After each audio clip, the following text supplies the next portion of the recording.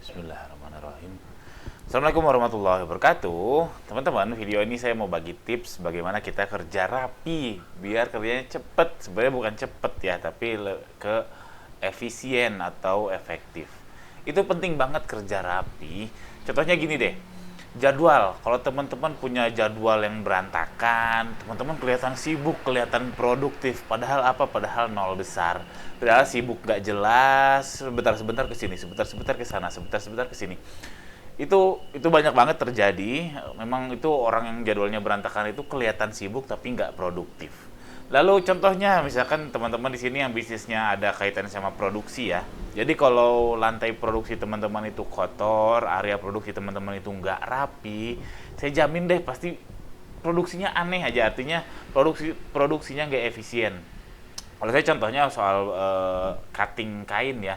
Jadi kalau ternyata di atas mejanya tuh ada penggaris, ada gunting, ada barang macam-macam, itu nggak efisien. Kadang-kadang lagi mau motong, ternyata ada barang A, ada barang B, itu nggak banget. Makanya harus kerja rapi.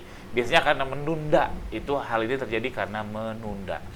Lalu yang terakhir contohnya adalah filing yang rapi. Jadi saya pernah baca katanya salah satu yang bikin lama kerja itu adalah karena orang nyari filenya susah. Apakah Anda mengalaminya? Saya juga masih mengalaminya, tapi makin sini makin diminimalisir. Contoh nyatanya ini deh.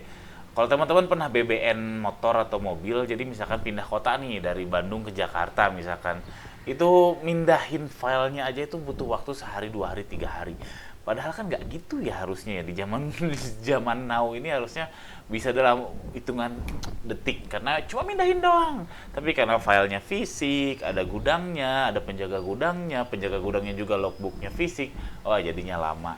Itulah yang ngebuat kerja nggak efektif atau nggak efisien. Oke, ini tips dari saya. Pertama, pakai Google Drive teman-teman. Jadi kalau teman-teman masih kirim-kirim file pakai flash disk atau pakai email yang attachment ya, ini untuk pekerjaan sehari-hari ya, bukan ke pihak eksternal.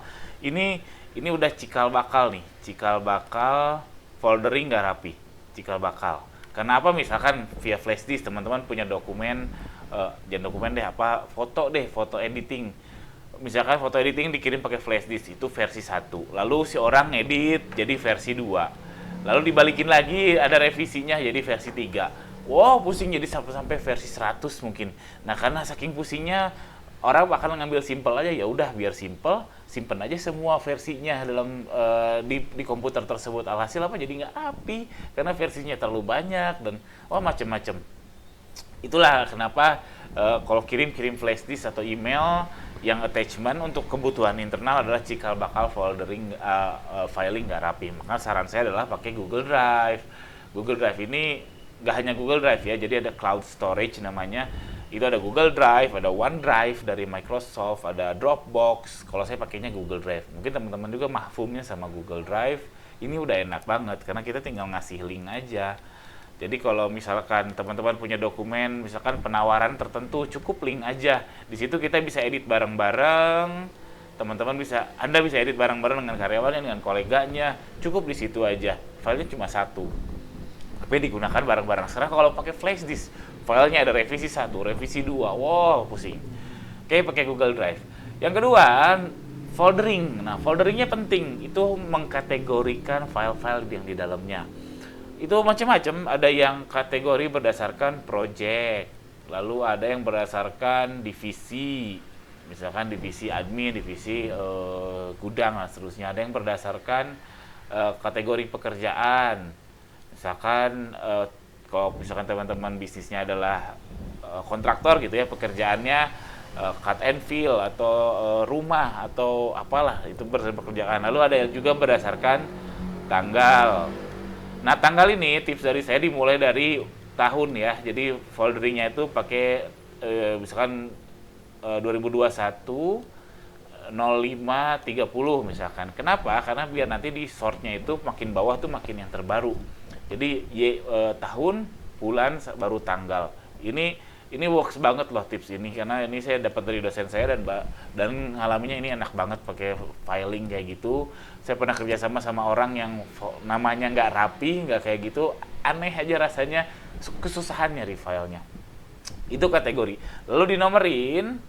Nah, nomornya yang tadi saya bilang, satu yang tanggal ini ya, yang kedua itu pakai 01, 02, 03. Saran saya 2 digit, lalu simpan 00 atau 99 ini untuk 00 yang paling penting, 99 yang nggak terlalu penting.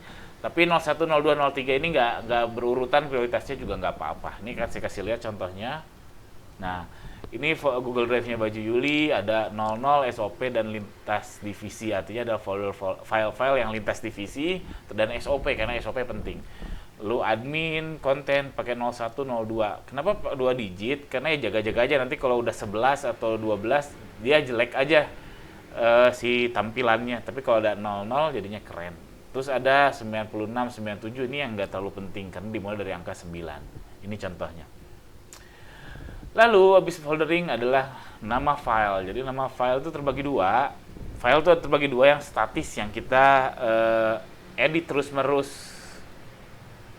Contohnya adalah pembukuan, lalu database karyawan, database apapun itu kan statis ya, si filenya itu terus. Nah, itu saran saya pakai nomor 01, 02, 03 sama seperti yang foldering tadi. Lalu ada yang dinamis atau project, misalkan contohnya plan photoshoot. Itu saran saya diawali dengan tanggal, misalkan 2021 11 11 photoshoot artikel A, diawali dengan tanggal sehingga tahu oh itu dibikin tanggal segini, plan photoshoot yang lainnya dibikin tanggal segini dan seterusnya. Ini saran saya. Nama filing penting. Lalu yang terakhir adalah rapikan bookmark. Jadi ini bookmark saya ini rapi, ini ada folderingnya.